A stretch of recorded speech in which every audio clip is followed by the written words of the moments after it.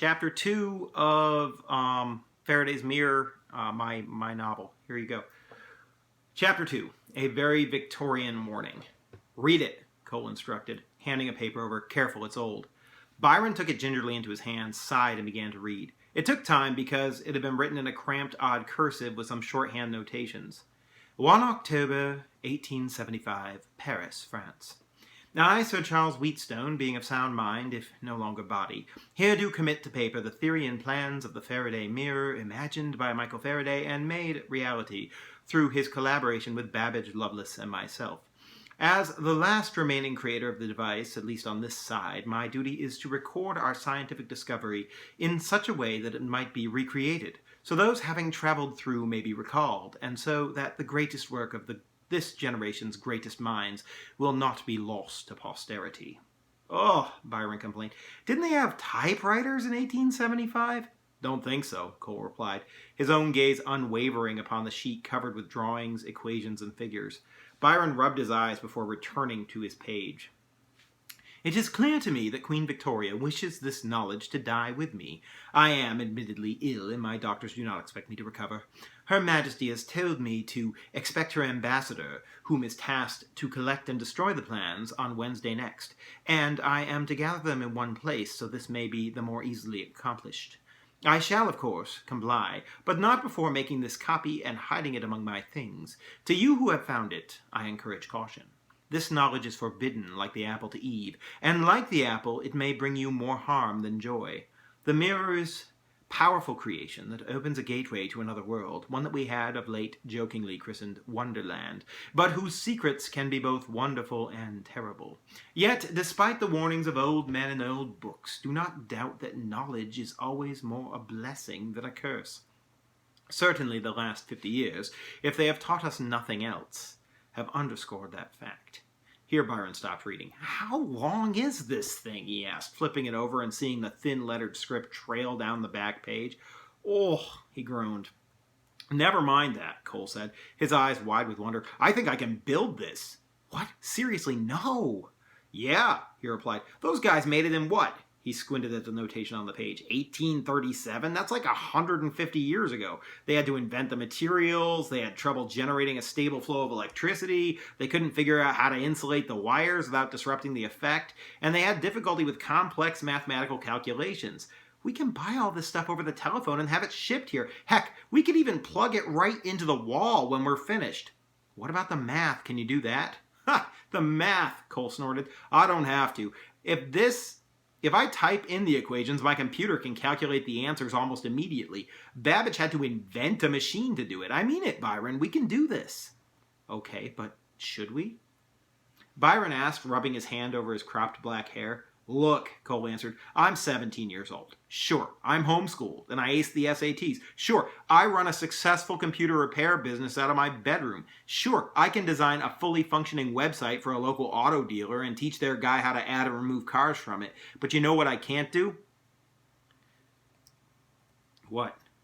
Get into Harvard. He pulled a rejection letter off his pegboard and waved it in front of Byron's face. He was becoming animated. But you can go to Plymouth State for free. Free, Cole. Dad works there. Faculty scholarship. Cole scoffed. Plymouth State's a backwater compared to UNH. UNH is a backwater compared to MIT, and MIT is a backwater compared to Harvard. Going to Plymouth would be like sailing on a puddle instead of the ocean. Yeah, your opinion. And we don't have money to send you to Harvard anyway, Byron muttered. He planned to go to Plymouth and play hockey, and he didn't much care for the way Cole talked about it. You sound like Mom. Now we won't need the money. Don't you see? This invention will get me into Harvard, and it will make us millions. We can both go wherever we want. We can pay for better medicine for Mom. I'm talking about cutting-edge stuff. I'm not clowning, Byron. This will set us up for life. All of us. We just have to build it. Okay, where? Always a practical one. Byron was a Boy Scout. Right here, Cole gestured around his room. He was not so practical. He, for example, preferred playing Magic the Gathering tournaments during his weekends. And when Mom tells you to clean your room? Oh, good point, Cole admitted despondent. I got it, Byron said. We build it here, but we keep it in the tub. Their 2 rooms were connected by a bathroom. Their tub had both a constant drip and a leak around the drain, advertised by an ugly yellow stain on the laundry room ceiling below. Their parents weren't particularly handy, so the water had been shut off to the tub for almost 5 years. In consequence, they showered in their parents' bath, a source of conflict with their mom. We keep the curtain closed anyway. No one would look. He knew this from personal experience. He'd once hidden the quote-unquote teacher's edition of his homeschool math book there for 3 months. It was really a rather funny story, he thought. Unlike Cole, he struggled with math, and pre-algebra was the worst. So when his mom answered the phone, he swiped the book and stashed it in the tub. He'd, quote, work on his math in his room, often flipping through comic books or playing F-Zero with the volume on mute, and then scribbling in the answers behind the bathroom's locked door in a few short minutes before presenting it to his mother. Then she actually had to do the math herself to check his work. He got a chuckle out of that. Byron was crafty, though, always intentionally getting enough wrong so as not to arouse her suspicions. When it became clear that she'd started to suspect, he fully realized that she was smarter than he was. He waited until midnight and then slid the book under the couch along with some of the dust bunnies from beneath his bed. It worked pretty well, unless you consider the fact that he bombed the math section of the 7th grade cat test, and she never caught on. To be fair, he'd learned his lesson.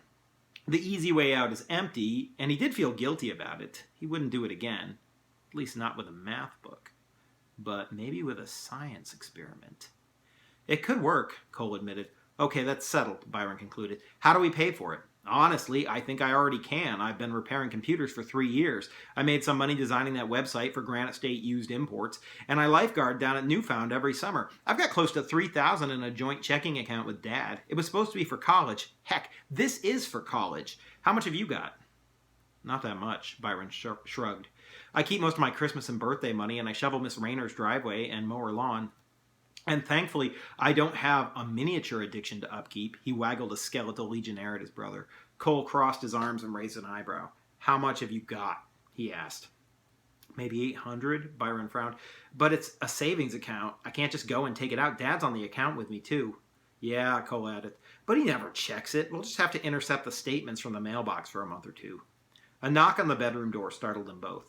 Harold barked, and their mom's muffled voice came through the billowing flames of the Saturn V. Byron, we're going to be late. Hurry up and get your hockey stuff. We're out the door in 12 minutes.